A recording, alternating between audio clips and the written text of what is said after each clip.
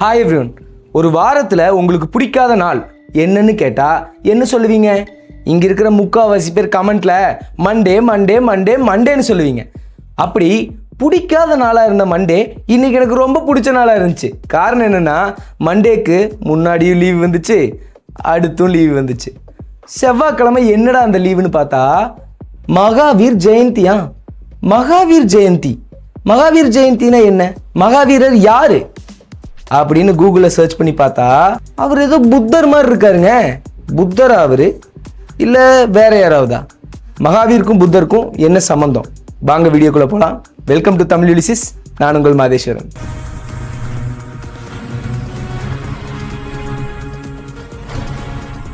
மகாவீரர், புத்தர், இவங்க ரெண்டு பேர்த்தோட கதையை கிட்ட கிட்ட வச்சு படிச்சதுல நான் ஒரு சுவாரஸ்யமான விஷயத்தை கண்டுபிடிச்சேங்க. இவங்க ரெண்டு பேருமே ஒரே நாட்டை சேர்ந்தவங்க, ரெண்டு பேருமே ஒரே காலகட்டத்தில் வாழ்ந்தவங்க. இவங்க ரெண்டு பேருமே இளவரசர்கள். இவங்க ரெண்டு பேருமே அவங்க ஃபேமிலியை விட்டுட்டு துறவரம் போனவங்க. இப்போ இவங்க ரெண்டு பேர்த்தோட கதையை சைட் பை சைடு பார்த்தோம்னா நமக்கு இவங்க ரெண்டு பேர் யாருங்கிறது தெரிஞ்சிடும். நம்ம பார்க்க போறது புத்தரோட கதை. புத்தரோட இயற்பெயர் சித்தார்த்தர். இவரு நேபாளில் இருக்கிற கபிலவஸ்துங்கிற ஒரு ஊர்ல பிறக்கிறாரு. இவரு பிறக்கும் போதே பார்ன் வித் சில்வர் ஸ்பூன், அதாவது ஒரு ராஜ குடும்பத்துல பிறக்கிறாரு, ஒரு இளவரசனா பிறக்கிறாரு. இவரு ஒரு நாள் நகர்வலம் வரலான்னு வெளியே வராரு. வெளியே வரும்போது ஒரு 4 பேரை பார்க்கிறாரு. ஒரு நோயாளி, ஒரு முதியவர், ஒரு பிணம், அதுக்கப்புறம் ஒரு துறவி. இவங்க 4 பேர்த்த பார்த்த இவரு, ஒரு வாழ்க்கைங்கிறது இப்படிதான் இருக்குமா? மற்றவங்க இவ்வளோ கஷ்டப்படுறாங்களா? நம்ம ஏன் இவ்வளோ கஷ்டப்படல? நம்ம ஏன் இவ்வளோ சந்தோஷமா இருக்கோம்? அப்போ வாழ்க்கையோட உண்மையான அர்த்தம் என்ன? உண்மையிலேயே மனுஷன் யாரு இப்படின்னு பல கேள்வி சித்தார்த்தருக்குள்ள வருது. அதனால அவர் ஒரு ஃபேமிலியை விட்டுட்டு துறவரம் போறாரு. அடுத்து மகாவீரரோட கதைக்கு வருவோம். இவரோட இயற்பெயர் வர்தமானர். வர்தமானர்னா வளர்ச்சியை தருபவன் அப்படின்னு அர்த்தம். இவரு பீகார்ல இருக்கிற குண்டலா அப்படிங்கிற ஒரு கிராமத்துல இளவரசரா பிறக்கிறாரு. இவரு புத்தர் மாதிரி எல்லாம் கிடையாதுங்க. இவரு பிறந்ததுல இருந்தே ரொம்ப இன்டெலெக்சுவலான ஆளு. இவர் மனசுக்குள்ள 1000 கேள்விகள் வரும். இதுல ஒரு முக்கியமான கேள்வி என்ன அப்படின்னா, மக்கள் ஏன் கஷ்டப்படுறாங்க, ஏன் கஷ்டங்கிறது மக்களுக்கு வருது அப்படிங்கிறது தான். இவர் ஒரு குறிப்பிட்ட வயசு வரைக்கும் வெயிட் பண்றாரு. வெயிட் பண்ணிட்டு அவங்க பேரண்ட்ஸ் கிட்ட பர்மிஷன் வாங்கிட்டு நான் துறவரம் போறேன் அப்படின்ட்டு வெளியே வந்துடுறாருங்க. என்னதான் இவங்க கதையில சின்ன சின்ன வித்தியாசம் இருந்தாலும் இவங்களுக்குள்ள இருக்கிற ஒற்றுமை என்ன தெரியுமா? இவங்க ரெண்டு பேருமே கல்யாணமானவங்க. இவங்க ரெண்டு பேருக்குமே குழந்தைங்க இருக்கு.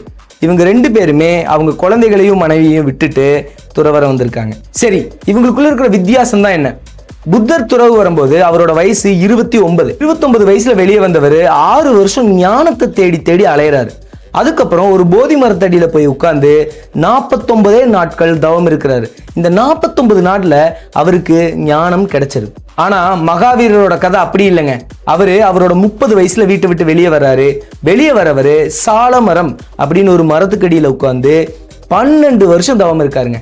இந்த 12 வருஷம் கடுமையான தவம். உடலை வருத்திட்டு சாப்பிடாம கொள்ளாம அவ்வளோ கடுமையான தவம் இருந்து அவருக்கு அந்த ஞானம் கிடைக்குதுங்க. சரி, இவரை ஏன் புத்தர்னு சொல்றோம், அவர் ஏன் மகாவீரர்னு சொல்றோம்? புத்தர்னா விழிப்படைந்த ஒருவர்னு அர்த்தம், அதாவது என்லைட்டன்ட் பர்சன் அப்படின்னு அர்த்தம். சோ புத்தருக்கு ஞானம் கிடைச்சங்காட்டி அவரை விழிப்படைந்த ஒருவர் அப்படின்னு நம்ம சொல்றோம். ஆனா புத்தர் மாதிரி 49 நாட்கள்ல மகாவீரருக்கு ஞானம் கிடைக்கலங்க.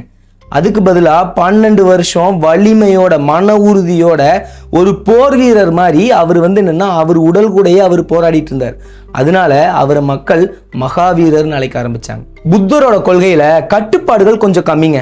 ஆனா மகாவீரரோட கொள்கையில பயங்கர கட்டுப்பாடுகள் இருக்கு. உதாரணத்துக்கு சொல்ல போனா, உயிர்களிடத்தில் அன்பு காட்டுங்க அப்படின்னு புத்தர் சொல்றாரு.